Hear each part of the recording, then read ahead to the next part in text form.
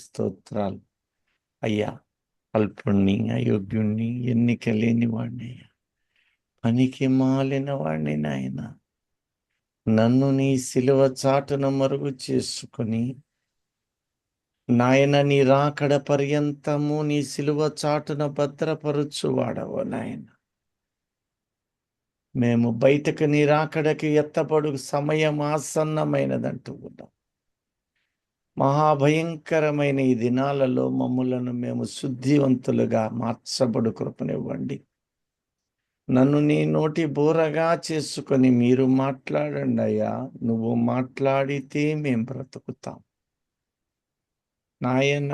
సహాయించి ముఖ్యంగా నాయన, ఈ ఉదయకాల సమయంలో వంట వార్పులు, అలాగే పరుగులు, ప్రయాణాలలో మరి వాటిని తప్పదు గనుక వాటితో పాటు వాక్యం వింటున్నారు. కానీ హృదయమును సమర్పించి వాక్య లోతులు గమనించు మనస్సును ఆ బిడ్డలందరికీ నాకును కలగచ్చి, పరిశుద్ధాత్మ దేవ నోటిని బోరగా చేసి మాట్లాడి సహాయం చేయమని ఈ కృతజ్ఞతాస్తుతులు మా ప్రభువైన క్రీస్తు యేసు జాలిగల నామమును బట్టి అతి వినయముగా సమర్పిస్తున్నాం తండ్రి. ఆమేన్.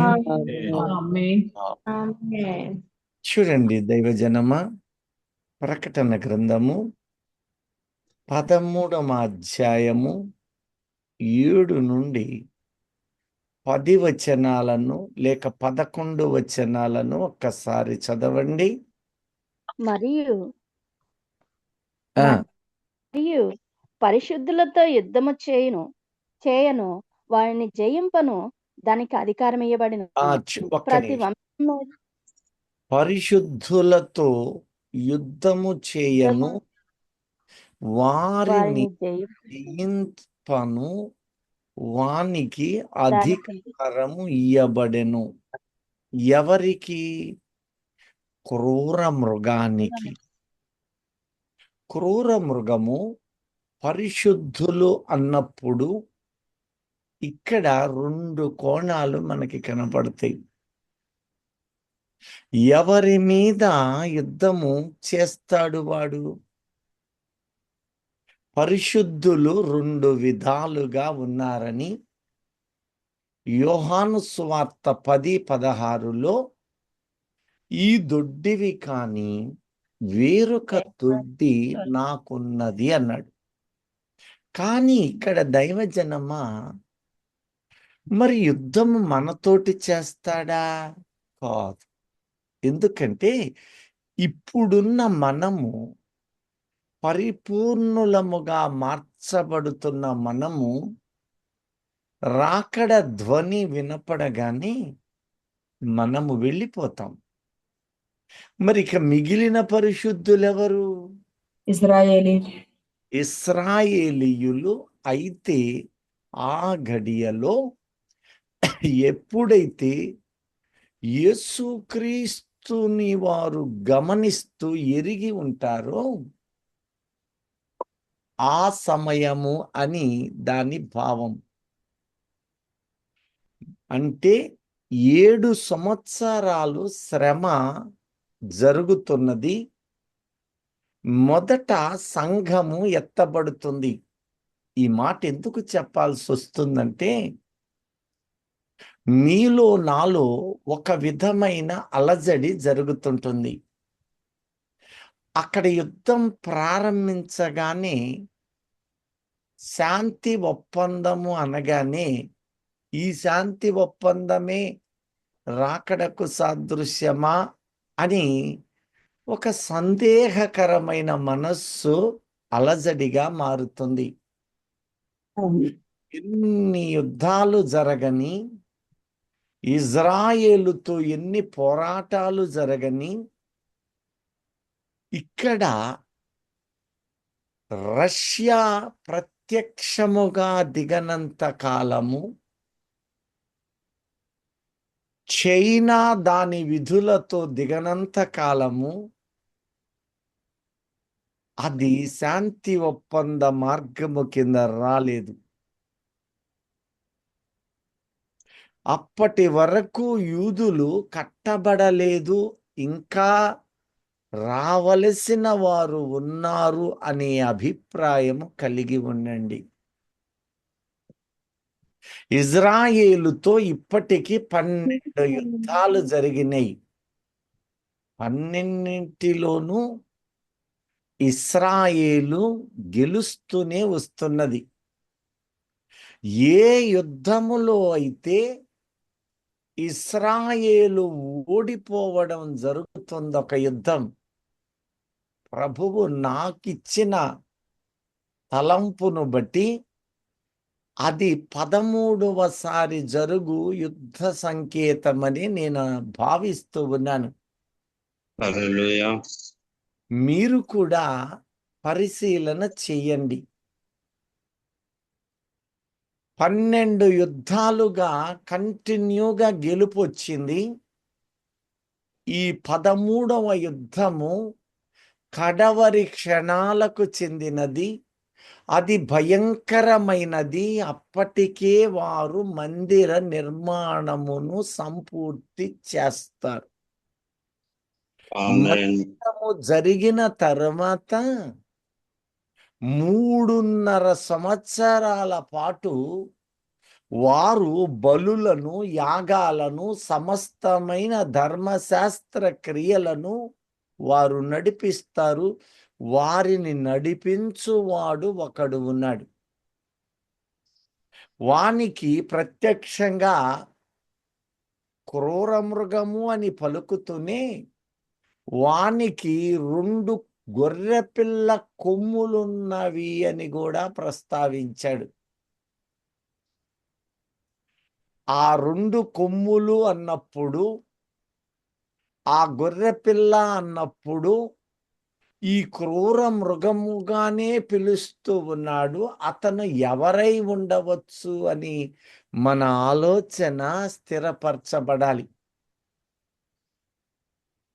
మీరు ఈ మధ్య కాలములో ఒక సంఘటనను మీరు గమనించే ఉంటారు. చరిత్రను, ఇజ్రాయేలు మీద పలుకు పై వాళ్ళ మాటలను చూసి తీరాల్సిందే.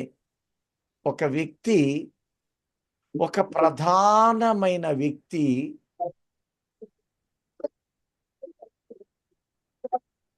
ఈ యొక్క దేశాధ్యక్షునితో మీరే సమాధానం ఇక్కడ చెప్పాలని చెప్తున్నా.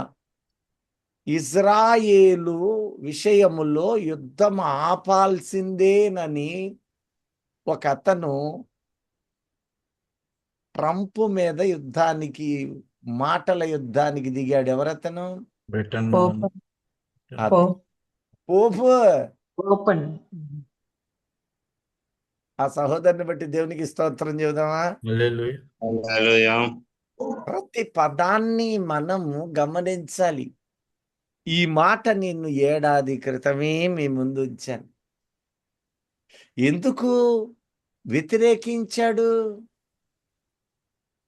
ఇతగాడు కూడా ఇజ్రాయేలుకి సహాయకారి అవ్వాలి కదా? కాదు. కడవరి క్షణాలలో ఇతడు మిగతా జనాంగానికి తోడు చేసుకుని వాళ్ళను కూడా వెనువెంట నడిపించుకోబోతున్నాడు. మీరు నేను ఇతగాడిని క్రీస్తుతో నడుస్తున్నాడు అని అనుకుంటున్నాము. గొర్రెతోలు కప్పుకున్నవాడు గొర్రెపిల్ల సాటిగా నడుచువాడు కాడు. ఇతగాడు కూడా అమెరికన్ సిటిజన్ అని ఆనాడే ప్రకటించాను. మీరు బహుశా మర్చిపోతారు అనేకులు గనక దానికి నేర్బాధ్యునిగాను మరలా గుర్తు చేస్తాను. నాకు తోచినదే అయితే నిశ్చయముగా క్రీస్తు విరోధి కోవలు ఇతనే కడవరి క్షణాలలో ఉండువాడేమో అని నా మనస్సుకు తోస్తుంది. ఒకవేళ ఆత్మీయులైన మీరు కూడా పరిశోధన చెయ్యండి. ఇజ్రాయేలు నాశనాన్ని కోరుతున్న పారసీక దేశం వైపు సహాయం చేయటం ఏంటి? ఆపమని ట్రంప్తో వాదించటం ఏంటి బోరతోటి? ఎప్పుడైనా చరిత్రను చూసారా? ప్రియ దైవజనమా,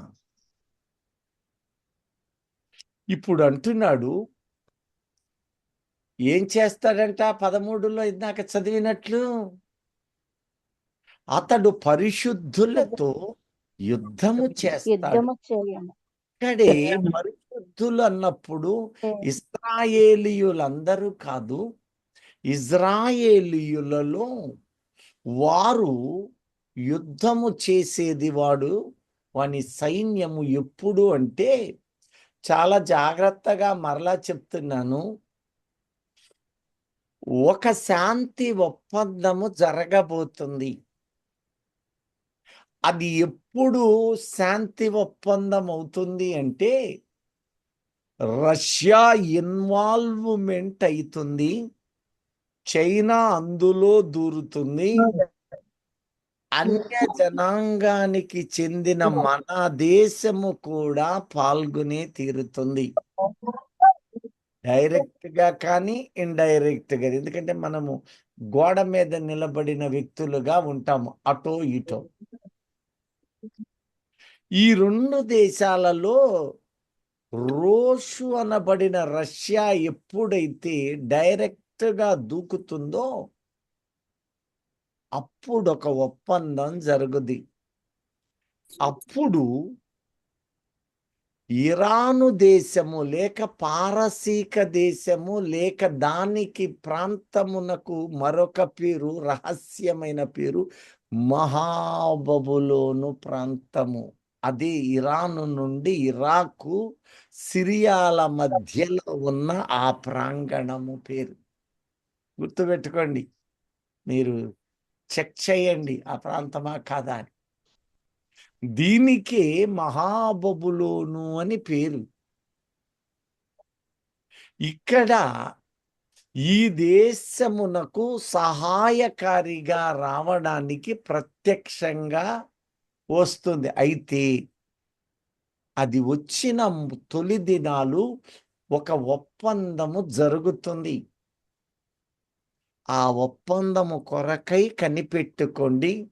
ఆ ఒప్పందము జరిగిన ఆ కాలమాన సమయములందే ఒక అద్భుతము జరుగుతుంది. ఆ అద్భుతం ఏమిటో ఎవరైనా కనుగొనగలరా? అది ఆ బిడ్డను బట్టి కాక మందిరము కట్టే సమయము వరకు మనం ఉంటాము అనుకోవడానికి వీలు లేదు.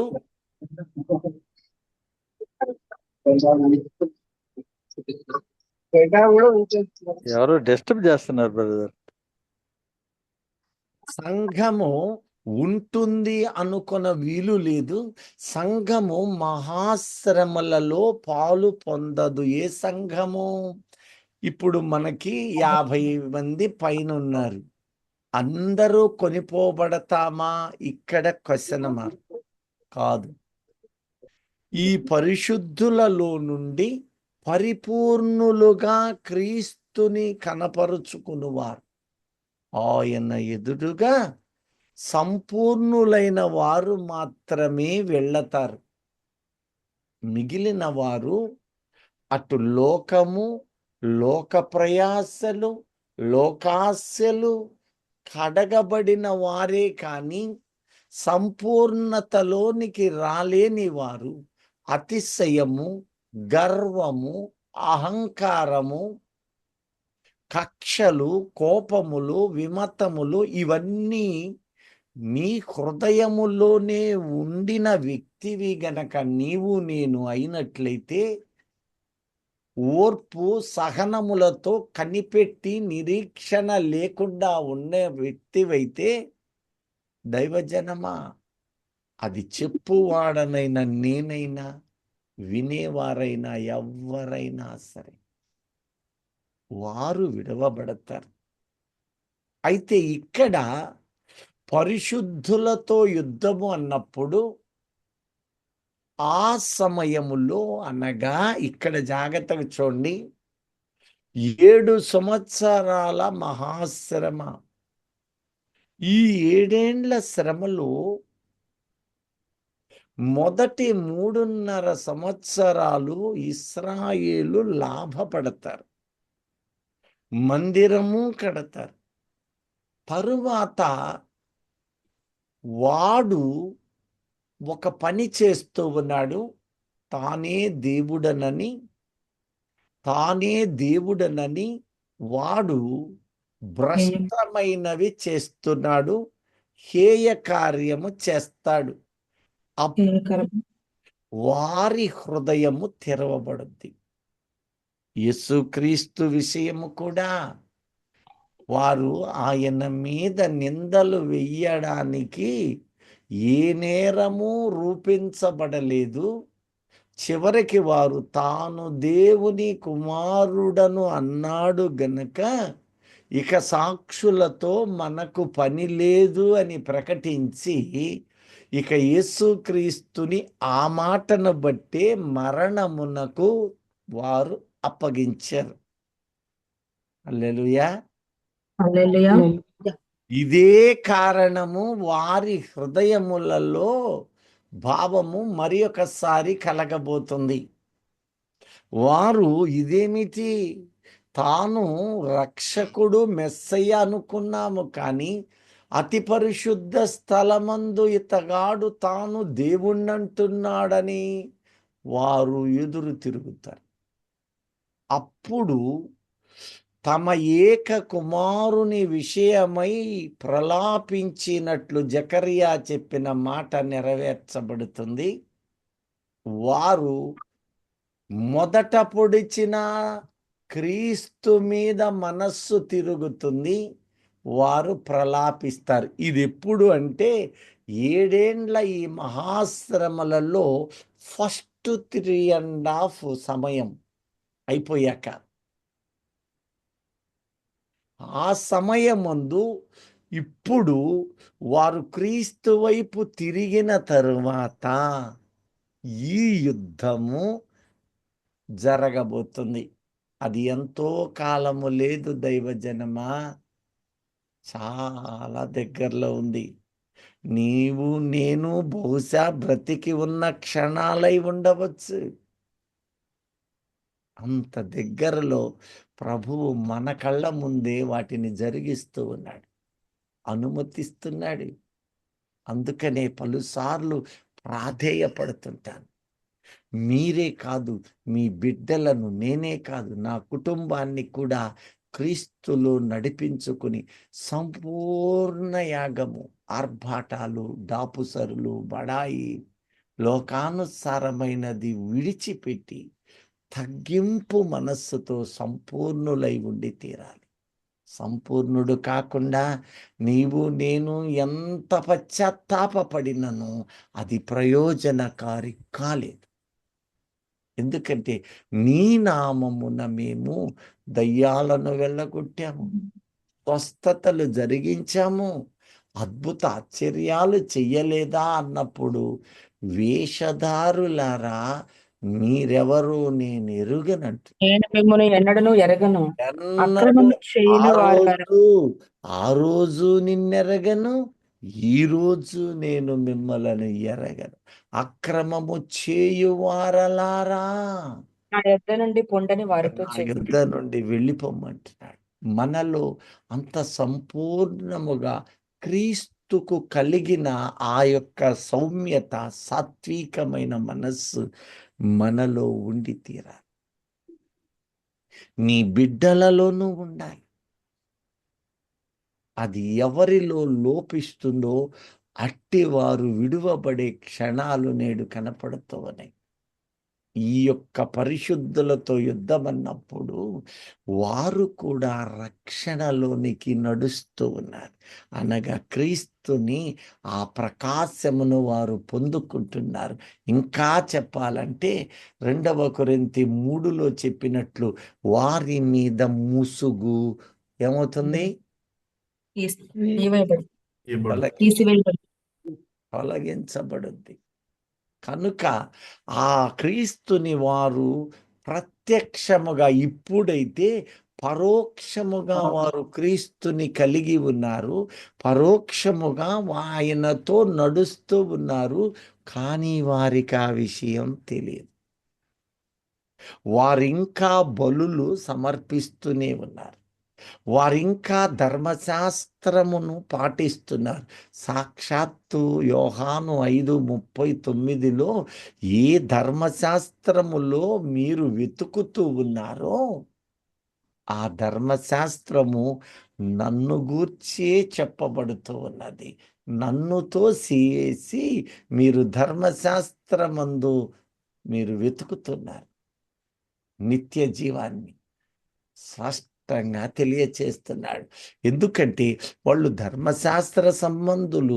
ధర్మశాస్త్రమును ముగించిన వాడు, తనలో నిరూపణ చేసిన వాడు, తనలో సంపూర్ణము చేసిన వాడు యేసుక్రీస్తు. అయితే వారింకా మోషే ధర్మమును, గ్రంథములను చదువుతున్నందున వారు క్రీస్తు ఆ ధర్మశాస్త్ర సమాప్తి అని వారు గుర్తించలేదు.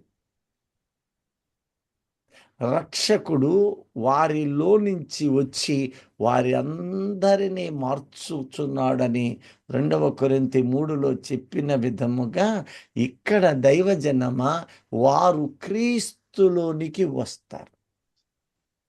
ఎప్పుడైతే క్రీస్తుయే ఆ సిలువధారి, మనము సిలువ వేసిన యేసే క్రీస్తై ఉన్నాడు అని, మెస్సీ అయి ఉన్నాడని వారు గమనిస్తూ ఉన్నారో ఇక వానిని తృణీకరిస్తారు. నేను అనుకుంటున్నాను 12 సార్లు వారు గెలిచారు. 13వ యుద్ధములో ఇక దీనికి జరగవలసినది మీరు చూస్తారు అని నేను కూడా చూస్తానని అనుకుంటున్నాను.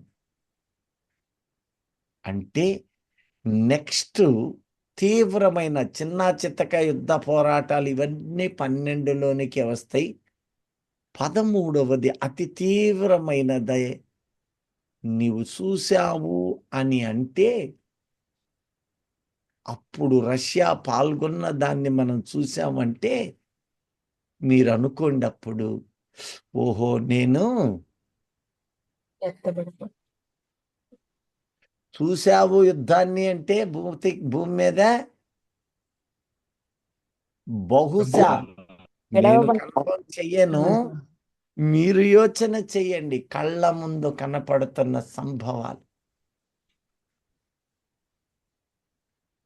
జరగబోయేది మనందరికీ పరిశుద్ధాత్మ దేవుడు బయలుపరచువాడు గనుక మనము నిదానించి ఒక కోణములో దీనిని గమనించే తీరాలి.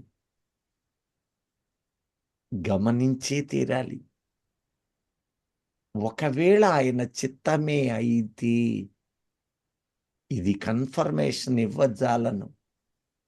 కానీ దేవుడు నాకిచ్చిన తలంపులను బట్టి నేను పరిశీలన చేసి వాటిని ఆధారాలను నా హృదయ తలంపులలో ఆయన పుట్టించిన స్థితిని బట్టి మీ ముందు ఉంచుతున్నాను. మందిర నిర్మాణ సమయము ఆరంభమవుతుంది. అందుకనే వాళ్ళు లెబనోను దక్షిణ ప్రాంతము కూడా యుద్ధం చేస్తున్నారు. కారణం, ఆ రోజు అబ్రహాము ప్రయాణము చేసిన స్క్వైర్ 4500 కొలతలలో ఈ లెబనోను దక్షిణ దేవదారు వృక్షములు కలిగిన ఆ ప్రాంతము కూడా అబ్రహాము సంచారం చేశాడు. ఇప్పుడు పాలస్తీనా, గాజా, బోస్రా వీళ్ళ వశం అయిపోయింది, నిర్జనమైంది. ఇప్పుడు కట్టడమే మిగిలింది. ఈ కట్టుబడి నిశ్చయముగా ఈ యొక్క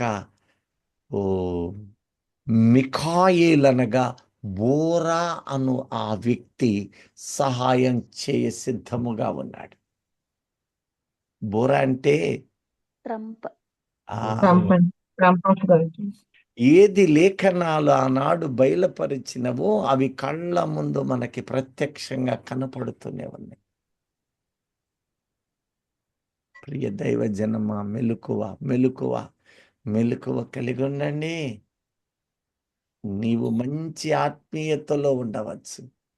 నీ బిడ్డల స్థితి ఏంటి? ఈ రాత్రే ఆయన వచ్చి తీసుకుని వెళితే ఏమవుతుంది? నీ కోడలు ఎత్తబడుతుందా? నీ కొడుకు ఎత్తబడుతున్నాడా? నీ మనవాళ్ళు మనవరాళ్ళు ఎత్తబడతారా? నీవే కాదు, నేను కూడా, మనమందరము ఏక మనస్సు కలిగిన వారు ఎత్తబడు గుంపై ఉండాలి. పరిశుద్ధాత్మ దేవుడు హెచ్చరిస్తున్నాడు. దుగు ఆలస్యం ఉండదు. నేను త్వరగా రానై ఉన్నాను, వస్తున్నాను. ఆ వస్తున్నాను అనే ఆఖరి ఘడియలు మన కళ్ళ మందను. అందుకే అంటున్నాడు, ఇదిగో పవిత్రమైన పరిశుద్ధ జనాంగము. ఇశ్రాయేలీయులు అనగానే బోర్డు పెట్టద్దు పరిశుద్ధ జనమని. పరిశుద్ధులు అన్నప్పుడు యేసు రక్తముతో కడగబడిన వారే పరిశుద్ధులు. అంటే నీవు నేను బాప్తిస్మం తీసుకుని రక్షించబడిన మనము పరిశుద్ధులము. పరిశుద్ధులు సంపూర్ణులై తీరాలి. ఇశ్రాయేల్ దగ్గరకు వచ్చేసరికి వారు క్రీస్తుని కలిగి ఉన్నారు.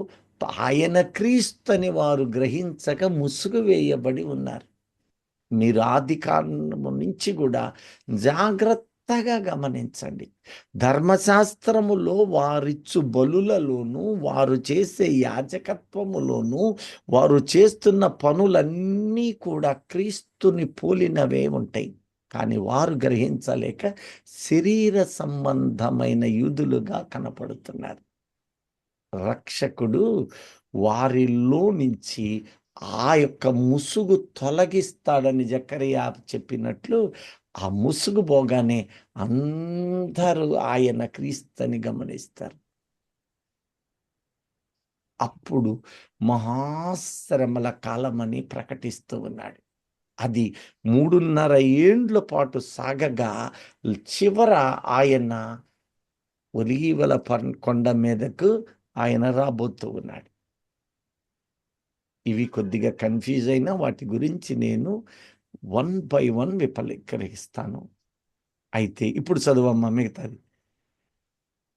మరియు పరిశుద్ధులతో యుద్ధము చేయను, పరిశుద్ధులతో యుద్ధము చేయను, వారిని జయింపను. వారిని ఇక్కడ చూడండి, ఆ యుద్ధములో వారు ఓడిపోతారు. ఇక్కడ అంటున్నాడు వారిని జయింపను. దానికి అధికారం ఇవ్వబడెను. అద్దుగో, వానిని జయింపను, వానికి అధికారము ఇవ్వబడెను. ఖచ్చితంగా వాళ్ళు గెలిచి తీరతారు. ఎంత భయంకరమైన వేదనలు అంటే ప్రభువే కన్నీళ్లు పెట్టి ఏడ్చాడు. ఆ దినములలో మొత్తం 24-25 అధ్యాయాలలో ఆ దినములలో గర్భిణీ స్త్రీలకు పాలిచ్చు తల్లులకును శ్రమ. ఆ దినములు తక్కువ చెయ్యబడకపోతే ఎక్కువైతే అందరూ కొలాప్స్ అయిపోతారు. ఏర్పరచబడిన వారి నిమిత్తం ఆ దినములు తక్కువ ఏర్పరచబడిన ఈ శేషము నిమిత్తమై దేవుడు మరింత శ్రమ కలగకుండా దినాలు తక్కువ చేశానంటున్నాడు. ఆయన కన్నీళ్లు విడిచాడు తన సొంత జనాన్ని బట్టి. ఎందుకంటే ఈ క్రూర మృగము వాడు సొంత బలముతో గెలవడు. గుర్తుపెట్టుకోండి. దానియేలు 8:24 25. ఇప్పుడు ఒక్కసారి చూడండి, వాడు ఒక్కడే గెలవడు, వానికి తోడు ఎందరో వస్తారు, ఎందరో సహాయం. అందులో అరబ్బులు కూడా ఉంటారు, క్రైస్తవ దేశాలైన వాళ్ళు కూడా ఉంటారు. ఎందుకంటే ఇక్కడ క్రూరముఖము అని సంభాషణ ఎంతమందిని గురించి రాశాడు? క్రూరముఖం అనగానే ఒక్కడా, ఇద్దరా, ముగ్గురా? 10 పెద్ద ప్రశ్న. ఇలా క్రూర మృగము అనేది ఎంతమందిని ప్రకటించాడు? 7 తలలను 10 కొమ్ములు. కొమ్ములు. క్రూర మృగాలు ఎన్ని? మృగం అంటే మృగంను చూడబాకండి, శత్రువే. 10 దేశములు కదా. 10 దేశములు కదా. నేను 10 కొమ్ములు గురించి ఎత్తటం లేదు. క్రూర మృగము అని ఎవరెవరిని అన్నాడు ఒకసారి చూద్దామా? అపవాది, సాతాను, ఆది అపవాది అంటే అపవాదనియు సాతాను. ప్రకటన 13:11కు రండి. వారి గొర్రె పిల్ల రక్తమును బట్టి 13, 11. ఓకే. మరియు భూమిలో నుండి ఒకటి మరియు ఇక్కడ క్రూర మృగము అనగానే వెంటనే మన మైండ్ సాతాను, అపవాది, లేకపోతే క్రూర మృగము వాడు కాదు కదా, దేశం అంటే దేశము. క్రూర మృగం ఒక వ్యక్తి, దేశాధినేత. సాతాను అంటే అది అక్కడ చేయి పెట్టి ప్రకటన 12:7-9 ఒక్కసారి చదవమ్మా. మీరు దాన్ని అంతటా తప్పకండి దయచేసి. ఈ క్రూర మృగము అనేది ఎవరై ఉన్నారో, నరుడా అపవాదియా చూద్దాం. అపవాది డైరెక్ట్గా రావడమ్మా, డైరెక్ట్గా నరునిలోనికి వాడు ప్రవేశమే. ఇక్కడ చూడండి. పరలోకమందు యుద్ధం జరిగిన మికాయేలును అతని దూతలను ఆ ఘట సర్పముతో యుద్ధము చేయవలనని ఉండగా ఆ ఘట సర్పమును దాని దూతలను యుద్ధము చేసిరి గాని గెలవలేకపోయిరి గనుక పరలోకమందు వారికి ఇక స్థలము లేకపోయిను. కాగా సర్వలోకమును మోసపుచుచు అపవాది అనియు సాతాననియు పేరు గల ఆది సర్పమైన ఆ మహాఘట సర్పము పడద్రోయబడిను. ఇప్పుడు ఎంతమంది ఉన్నారు అక్కడ? 3. అపవాది, సాతాను, ఆది సర్పమైన మహాఘట సర్పం. సర్పమైన మహాఘట సర్పం అంటే మనకు ఎలాగు త్రిత్వమైన దేవుడు ఉన్నాడో, తండ్రి, కుమార, పరిశుద్ధ, అలాగే శత్రువు కూడా ఎంతమంది ఉన్నారు? 3 ఉన్నారు. మీకు ఒక చిన్న ఎగ్జాంపుల్ చెప్పి మరలా మన వాక్యానికి వస్తాను, మీరు గట్టిగా గమనించాలని. కీర్తనకారుడు కీర్తన ప్రారంభించగానే ఎంతమంది పేర్లు చెప్పాడు? ఆలోచన చొప్పున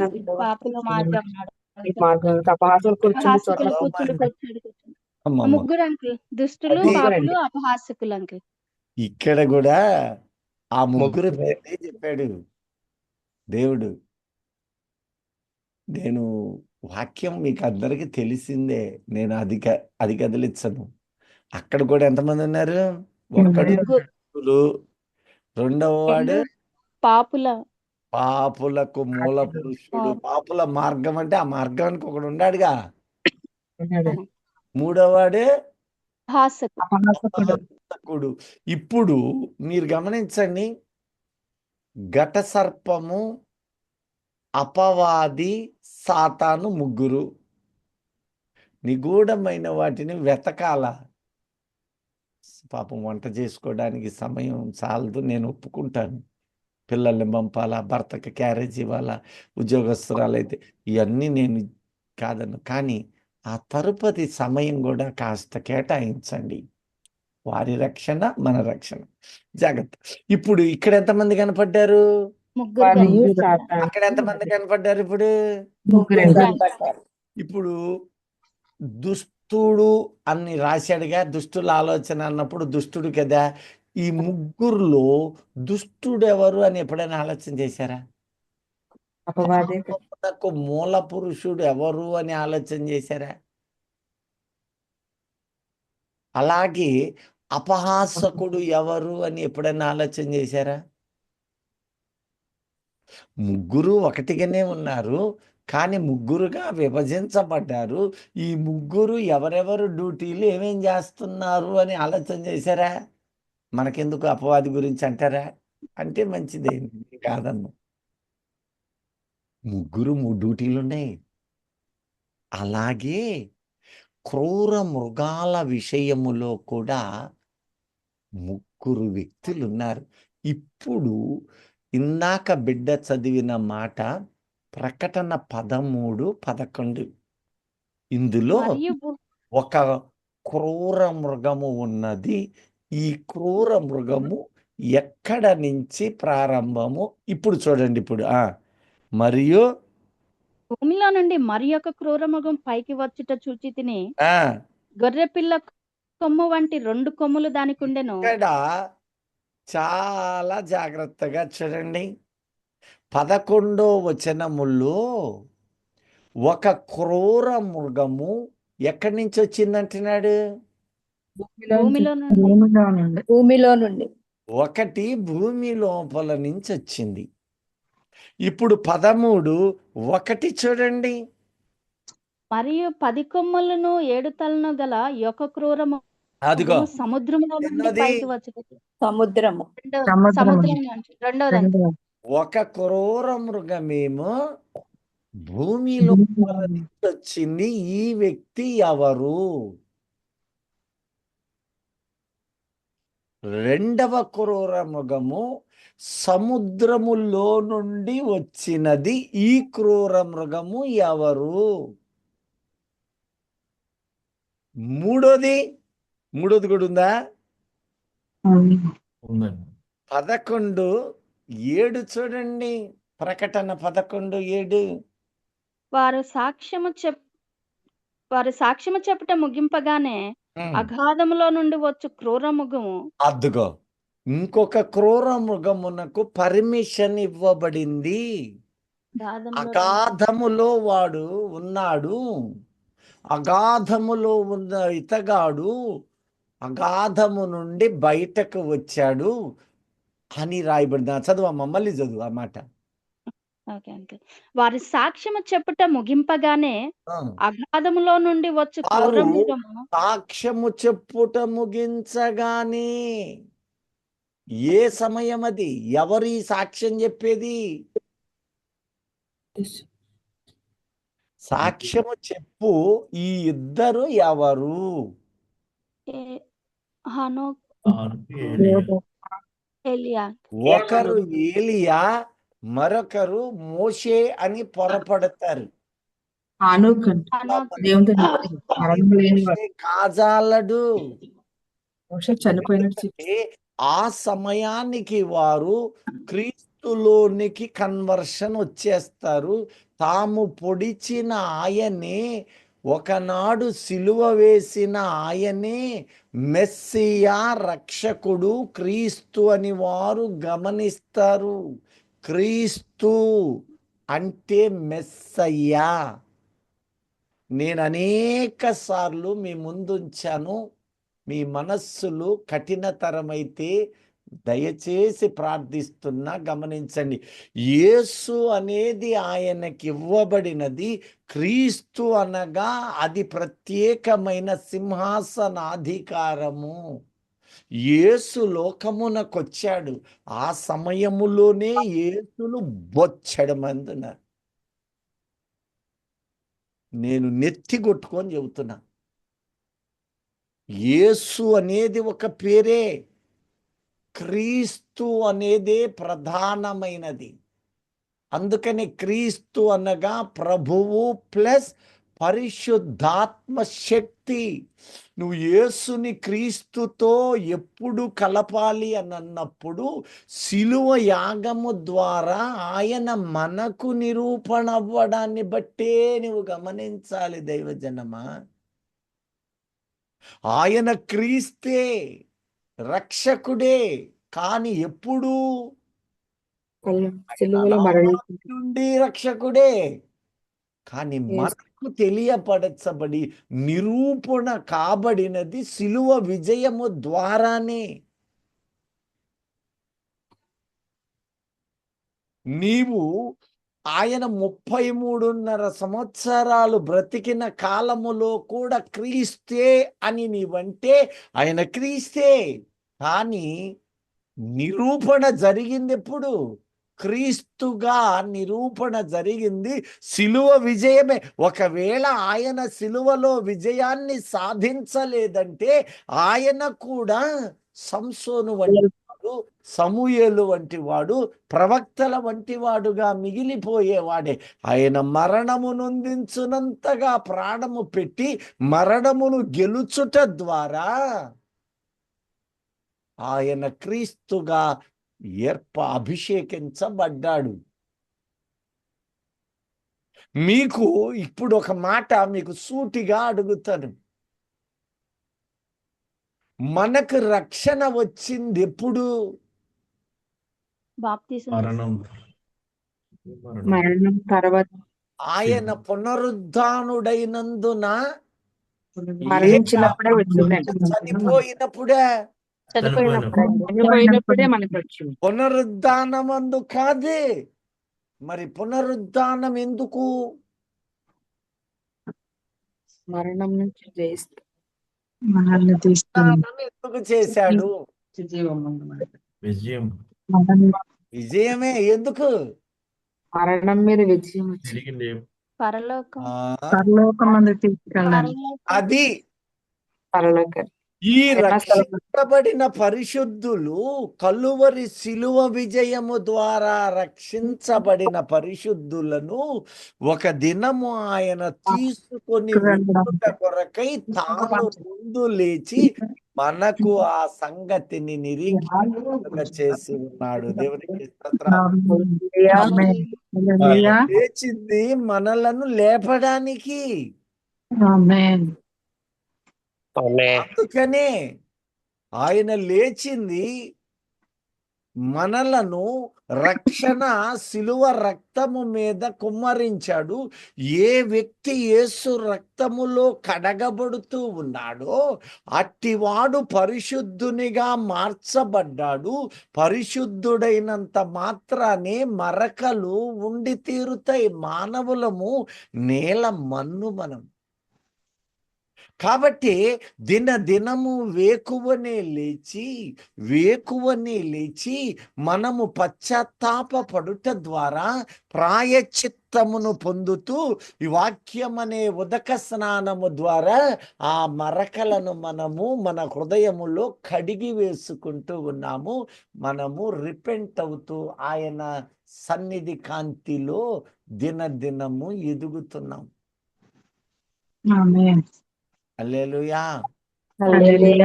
ఇప్పుడు మనము జాగ్రత్తగా చూచినప్పుడు ఇక్కడ క్రూర మృగాలు అని పిలువబడిన వ్యక్తులు 3 కనపడుతూ ఉన్నారు.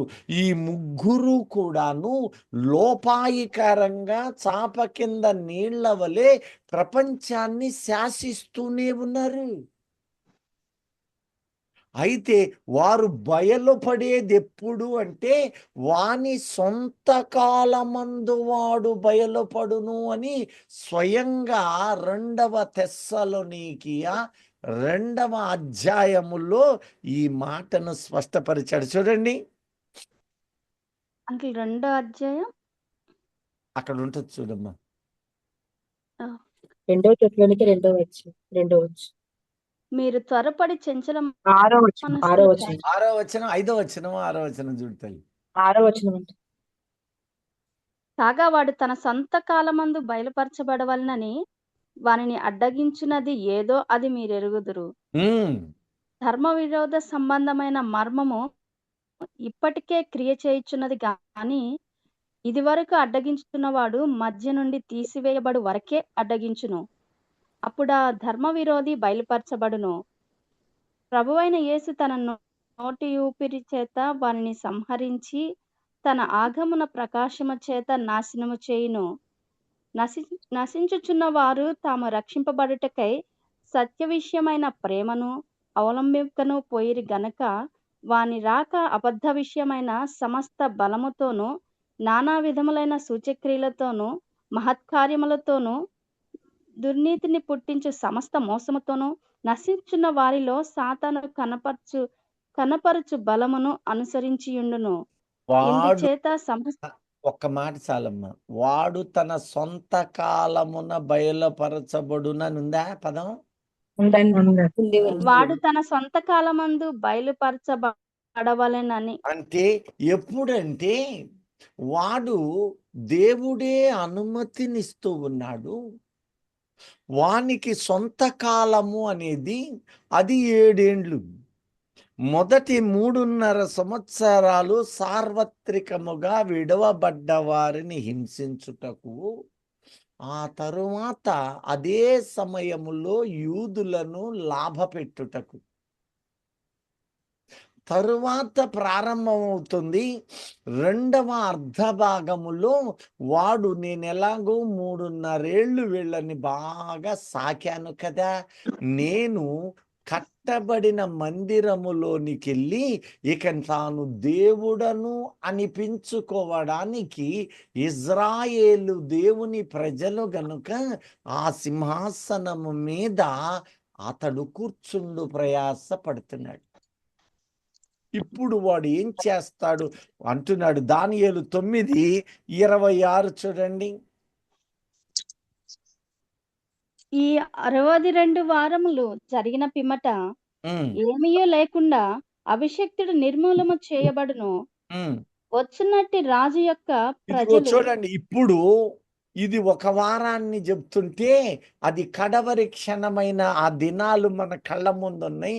వచ్చునట్టి రాజు యొక్క ప్రజలు ఆ పవిత్ర పట్టణమును ఇదిగో నెక్స్ట్ అది దేవుని చిత్తమైతే ఆ యుద్ధములో వచ్చునటువంటి రాజు పరిశుద్ధ పట్టణమును, ప్రజల పవిత్ర పట్టణమును పరిశుద్ధ ఆలయమును నశింపజేయుదురు. 1 పరిశుద్ధ పట్టణాన్ని, 2 పరిశుద్ధ ఆలయాన్ని ఏం చేస్తాడట? నశింపజేస్తాడు. వీళ్ళు ఇప్పుడు కట్టబోతున్నారు చూడండి, ఎంత సుందరమైన వ్యాపార భవనాలు ఒప్పందం. నేను నీకు 100 సంవత్సరాలకు నేను కట్టి ఇస్తాను, అందు మీద ఆదాయము 80-20 అని ఒప్పందాలు కూడా చేశాడు ఈ అమెరికా. కానీ అతనికి తెలియనిది పరిశుద్ధాత్మ ద్వారా బయలుపరచబడేది ఏమిటంటే కొద్ది కాలానికి ఏమవుతున్నాయంట? దేవాలయం కట్టబడుతుంది. కానీ వారు ఎప్పుడైతే గ్రహిస్తారో దేవాలయాన్ని వాడే కూల్చేస్తాడన్నప్పుడు వాడికి సహాయకారులు క్రూర మృగముగా పిలువబడుతున్న 3 తోడైతారు. సర్వ సమూహము కూడా వీళ్ళ వైపు ఉండరు, యూదుల వైపు. అందరూ ఈ క్రూర మృగం అని పిలువబడిన 3 వ్యక్తులు, ఒకడేమో అగాధము నుంచి వస్తాడు. నేను ప్రశ్నేసి వదిలిపెడతాను, మీరు నాకు సహాయము చెయ్యగలరు. అగాధము నుంచి వచ్చువాడు ఎవరు? 2 ఒకడు భూమిలో నుంచే వస్తాడు అన్నాడు. అతగాడికి 2 గొర్రె పిల్ల, మామూలు కొమ్ములు కాదు, గొర్రె పిల్ల కొమ్ములు 2 ఉంటాయి అన్నాడు. ఇతనెవరు? ఇంకొకడు సముద్రములో నుంచి వస్తూ ఉన్నాడు. ఇతడెవరై ఉంటాడు? మీరు ఎరగని సత్యాలు కావు, నేనేం కాదంటల్లా. మననం మరలా చేసుకుందాం. ఈ 3 ఎవరు? ఎప్పుడైనా ఆలోచన చేశారా? ఒకసారి మళ్ళా నేను క్లుప్తపరుస్తాను. రాబోవు దినాలలో దేవుడు తన ప్రజల విషయములో జరగబోయే దానిని బయలుపరుస్తూ ఉన్నాడు. అప్పటికి మనము కొనిపోబడుతూ ఉన్నాము. మనము అన్నప్పుడు మనలో ఉన్న పరిపూర్ణులందరూ కొనిపోబడతారు. నీవు పరిశుద్ధునిగా ఉండాలి, ఎందుకంటే పరిశుద్ధుడు కాకుండా నా ముఖమును చూడలేడని ప్రభువు తెలియచేస్తూ ఉన్నాడు. నేను సంపూర్ణుడను కనుక మీరును సంపూర్ణులై ఉండాలి. మీరు అన్నప్పుడు నేనొక్కనుంటే చాలదు.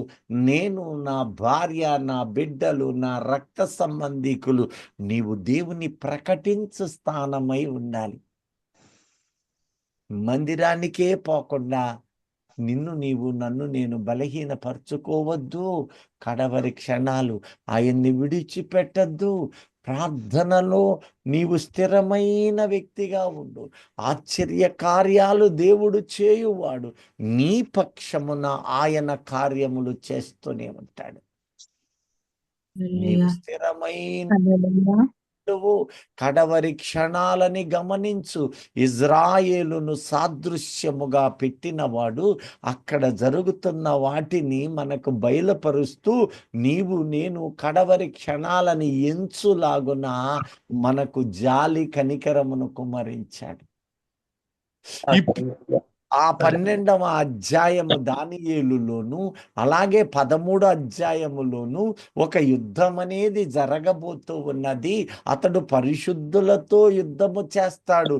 ఇప్పుడైతే పాత నిబంధన భక్తులు అని ప్రకటించబడుతున్నది. వారు పరిశుద్ధులుగా మార్చబడుట అన్నప్పుడు వారు యేసుక్రీస్తు వైపు తిరుగు క్షణాలు వస్తున్నవి. ఏ వ్యక్తి యేసు రక్తములో కడగబడిన వారిని పౌలు పరిశుద్ధులారా అని పిలుస్తున్నాడు. నీవు నేను దేవుని పరిశుద్ధులము. మనము పరిపూర్ణులుగా మార్చబడుతూ దినదినము మహిమ నుండి అధిక మహిమలోనికి మనము ఎదుగుతూ చేర్చబడుతూ ఉన్నాము. అయితే రక్షకుడు వారిలోనికి వచ్చు సమయము ప్రారంభమవుతూ ఉన్నది. కారణము ఇంకొక యుద్ధము కనపడుతూ ఉన్నది.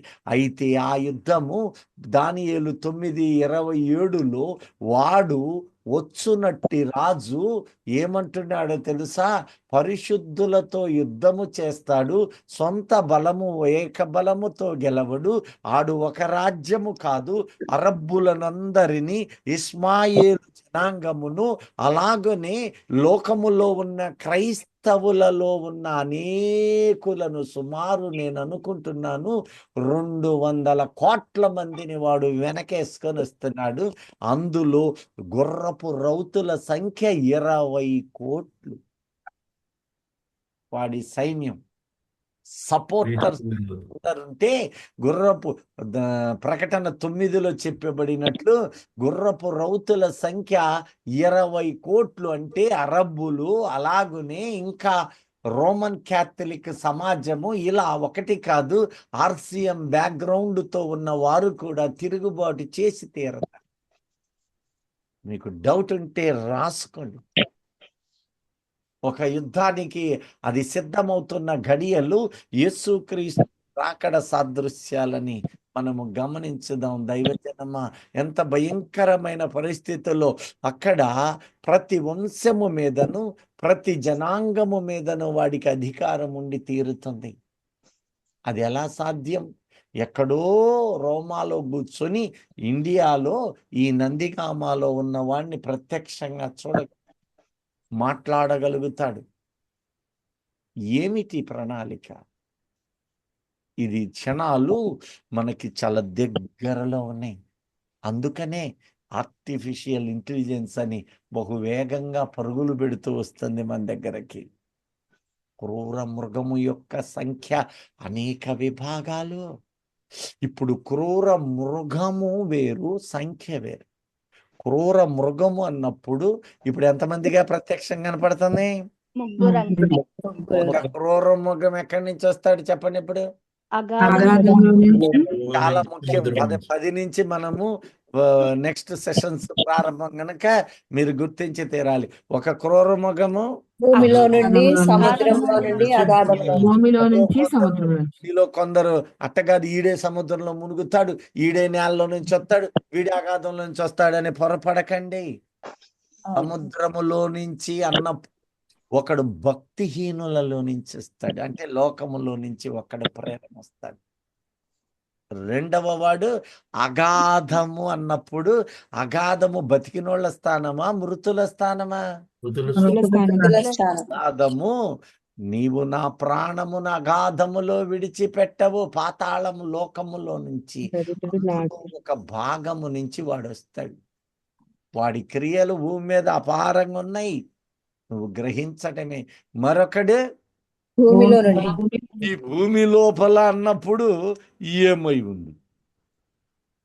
ఈ మూడు తమ చాప కింద నీళ్ళవలే ఉన్నారు. ఇంకా కొద్ది సమయమే ఉంది. అదేమిటంటే సంఘము ఎత్తబడటం. ఎప్పుడైతే సంఘం ఎత్తబడుతుందో ఇక వెంటనే వాడి సమయము 7 ఏళ్ళు. వాడు చేసే పని ఏంటి అంటే 9:27 దానియేలు ఒక్కసారి చూడమ్మా. అతడు ఒక వారమునకు అనేకులకు నిబంధనను స్థిరపరచును. నిబంధన ఒక వారానికి చేస్తాడు. వారం అంటే ఎన్ని సంవత్సరాలు? 7 సంవత్సరాలు. 7 ఏళ్ళు చేస్తాడు. కానీ వాడు అర్ధవారానికి ఒప్పందాన్ని తృణీకరిస్తాడు, క్యాన్సెల్. వారమునకును బలిని నైవేద్యమును నిలిపివేయను. అంటే 7 ఏళ్ల శ్రమ, మహాశ్రమ కాలములో దేవుడే ఈ శ్రమలు వాడికి ఇస్తూ అనుమతిస్తూ ఉన్నాడు. నీవు లోకమును శ్రమ పెట్టు, ఇందులో మొదటి 3.5 సంవత్సరాలు విడువబడ్డ వాళ్లకు నేను ఒక అవకాశం ఇస్తూ ఉన్నాను. వాళ్ళు తమ ప్రాణాలు సైతం లెక్క చేయకుండా హతసాక్షులుగా మార్చబడితే వారిని నేను పీనుగను గద్దలు పోగు చేయున్నట్లుగా తన దూతలను పంపి నేను వారిని పోగు చేసుకుంటాను. అట్లీస్ట్ అలాగైనా కొందరు ఫిల్టర్ అవుతారు. గద్ద అనగానే అది అపవిత్రమైనదిగా ఎంచుతారు. ఇక్కడ సాదృశ్యపరిచాడు. ఎగ్జాంపుల్ ఏమిటంటే, మీరు పాముల వలె వివేకులై అన్నాడు కదా. పవిత్రమా అపవిత్రమా? కొన్ని సందర్భాలలో దేవుడు ఏం చేస్తాడంటే అపవిత్రమైన వాటిని కూడా మన ముందు హెచ్చరిక సాదృశ్యపరుస్తాడు. అంతేకాని అది అపవిత్రం కాబట్టి ఇది కాదంటానికి లేదు. అందుకని దూతలు, గద్దలు తమ ఆహారాన్ని ఎలా వెతుకుతూ ఉన్నాయో, పీనుగును ఎలా వెతుకుతూ, గూడబాతులు ఎలా వెతుకుతూ ఉన్నాయి, అదే విధముగా దేవుడు ఈ హతసాక్షులను ఎంచుతాడు. ప్రియ దైవజనమా, ఇప్పుడే నీవు సంపూర్ణుడివి, సంపూర్ణురాలివి కాకపోతే విడువబడ్డాకైతావా?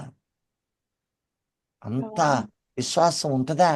కనుక ఊపిరుండగానే, ఈ ప్రాణం ఉండగానే మనము క్రీస్తులో సంపూర్ణలు మగుదాం, సిద్ధపడదాం, సంపూర్ణత సాధిద్దాం.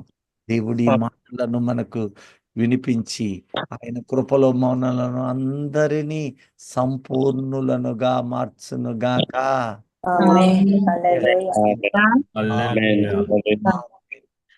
దైవజన్ 10వ వచనాన్ని, 9, 10 వచనాలను నెక్స్ట్ సెషన్స్ లో మనము జాగ్రత్తగా మెలకువతో గమనిద్దాం. ప్రార్థించుకుందాం. మహోన్నతుడా, సర్వాధికారి యేసు నాయన, నీ వాక్యమును నాయన ధ్యానిస్తూ ఉన్నప్పుడు మా వెన్నులో వణుకు పుట్టాలంటున్నాం. ఆ భయానకమైన క్షణాలు మాకు దూరమగునట్లుగా మా కుటుంబాలను జాగ్రత్త పరుచుకోమంటున్నాం. నీలోనికి, సంపూర్ణతలోనికి రమ్మంటున్నాం. అట్టి కృపను మాకు కుమ్మరించి సహాయం చేయ.